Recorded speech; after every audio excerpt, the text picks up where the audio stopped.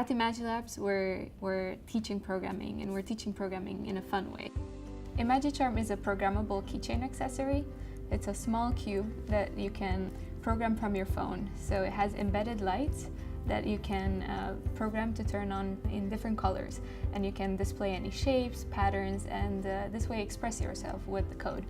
Our app introduces programming in a very fun and tangible and visual way. So we don't even focus so much on the programming in the beginning. We make it very visual and allow the users to very quickly create different patterns and shapes and assign colors to the lights embedded in their device. What we're doing at Imagilabs is very important because we all agree that technology is the future.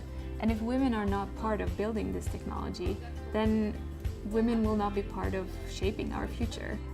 So we must make sure that for next generations, a diverse group of people will participate in building technology and building our future. Be curious and learn things. There's so much out there in the world that's worth learning, and more things that we can learn in a lifetime, but definitely worth exploring. And if you had to choose something to start with, I would definitely recommend programming.